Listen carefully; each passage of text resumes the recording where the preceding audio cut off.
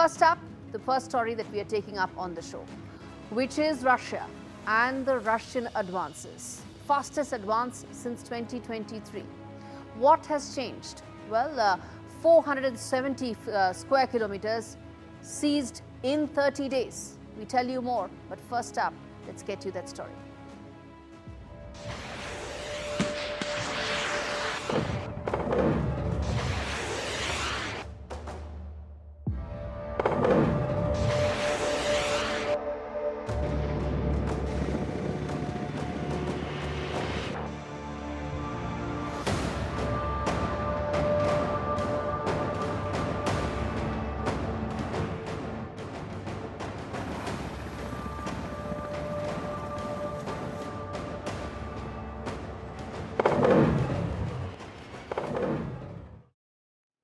Viewers, this is Russia's fastest advance since 2023. We tell you what really has changed. What are these military wins that Russia is actually ensuring? 470 square kilometers seized in 30 days.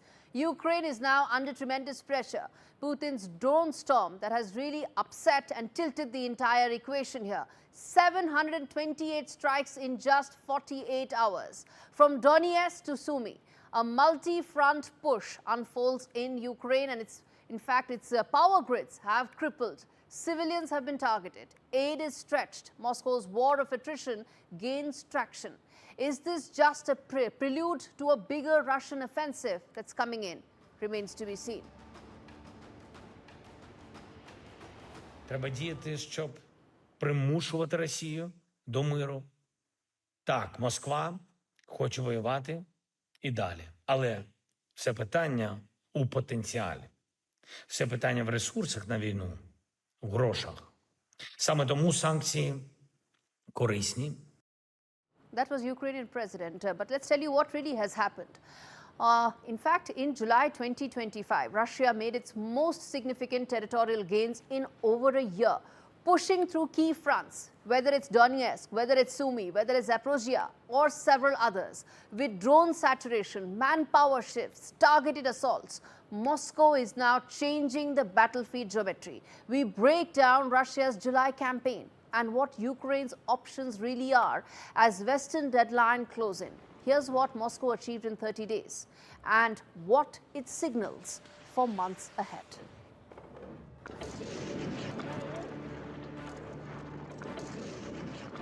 In July 2025, Russian forces made their most significant territorial gains in over 1 year, pushing forward along multiple axes and consolidating control in eastern and northern Ukraine.